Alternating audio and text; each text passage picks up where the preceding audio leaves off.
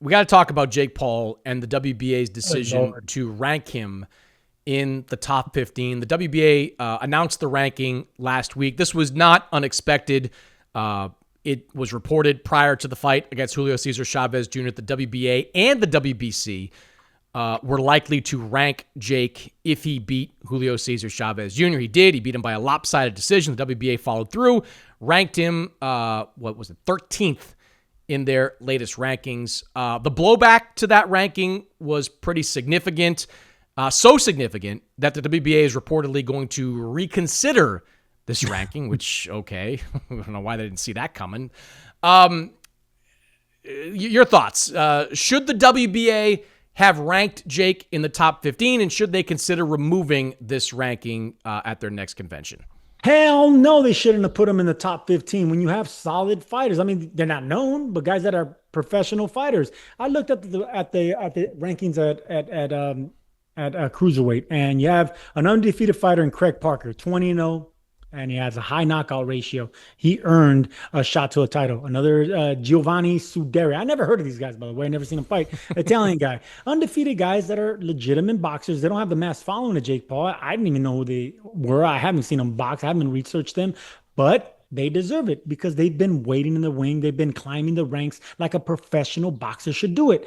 Not Jake Paul. I'm not going to get into Jake Paul. So, no, look. This is a reason the WBA has a stench about them. And you've criticized them plenty in the past. Dan Rafael calls them wretched. And you can go on with the adjectives. And it's true. Because when you bend over backwards for either a promoter or a boxer or anything, you bend over backwards for the money, for the popularity, for what it can bring to your rankings or your organization, then you're a sellout. You can be bought. That's the reason, in my opinion, as a professional fighter, I never cared about the fighting for the WBA.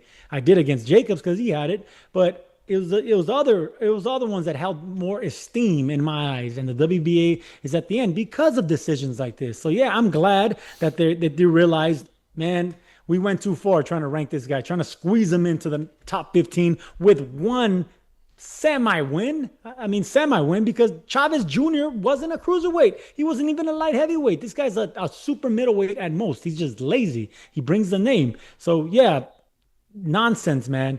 If Jake Paul really wants to get ranked, then have him face one of these guys I just mentioned, Craig Parker and Giovanni Scuderi, that are legitimately, contenders at cruiserweight. So, correction, Paul is 14th in the WBA rankings. He is ranked ahead of Craig Parker. I'll just say this about Craig Parker, because he's the one guy on that list that we know Jake's ranked ahead of. He is 20-0. That's true. He has fought 20 knockouts, I believe. He has fought, Sergio, a parade of nobodies. Like a consistent parade of nobodies. He is a club fighter who, to his credit, is knocking out all these guys. 20-0, 20 knockouts.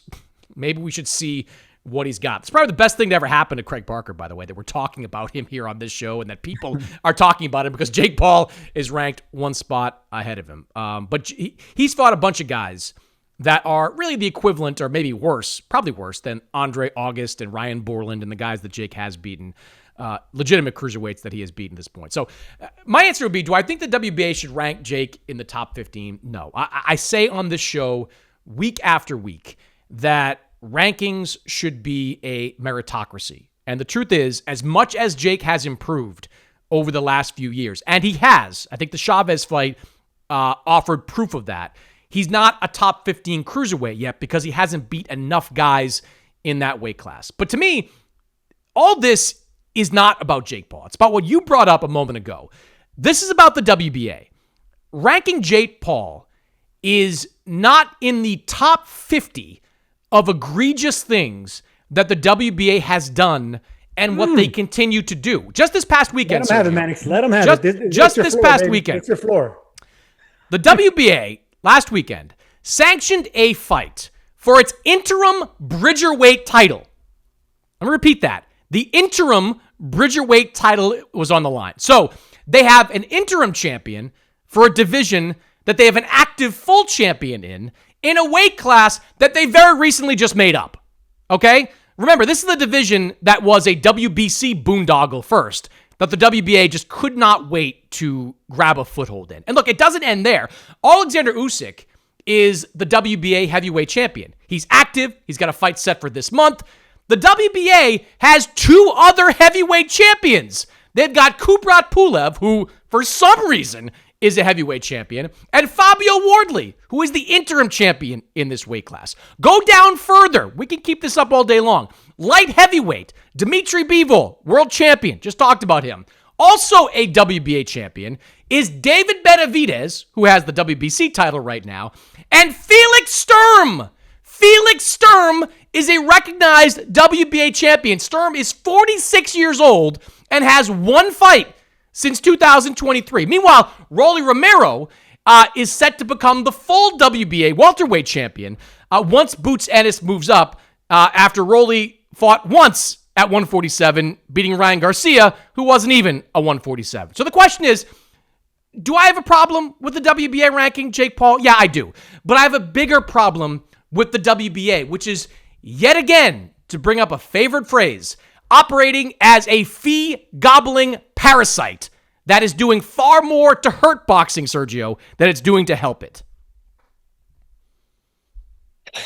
I'm the only guy here, so I'm the only one that can give you an ovation. But yeah, that's 2 things you're great at, Chris Mannix: reporting and ripping apart organizations when you do stuff like that. So congratulations, my friend, because yes, I agree with everything you said. WBA, yeah, you said it perfectly. All right. So Jake Paul should not even be mentioned unless he fights one of these, fringe contenders. Then you can mention him. And you know what? Jake Paul might have the ambition to want to do something like that. So I would love to see Jake Paul fight one of these guys I just mentioned, Giovanni Scuderi. He's not a knockout puncher, 12-0, 5 knockouts. He can beat Scuderi. Hey, he deserves to be ranked in the top 10 maybe, because cruiserweight is one of these divisions that doesn't have a deep talent. So I agree. But for right now, I just think the problem, not to make this about Jake Paul again, but the problem is that there's no real money in fighting a Scuderi or a Craig Parker. And before anyone says, well, you should do it to prove your value, like,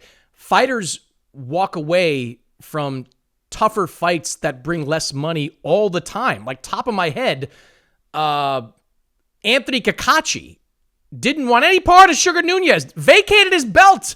He vacated his 130-pound title, did not fight Sugar Nunez because the risk wasn't worth the reward. That's what I think people don't consider often enough with Jake Paul. When is the risk worth the reward? It is prize fighting, as you and others tell me all the time. It's about making money. There's no real money in fighting a guy like Craig Parker. Yeah, maybe he'll satisfy people like you and the purists in boxing that want to see him fight these quote-unquote ranked real fighters, but ultimately, if you were in his position, if some of these other fighters were in his position, and you could fight Gervonta Davis for $10 million or Craig Parker for 2, whatever it may be, you're taking the Gervonta Davis fight, Sergio. You know you are. You know you are.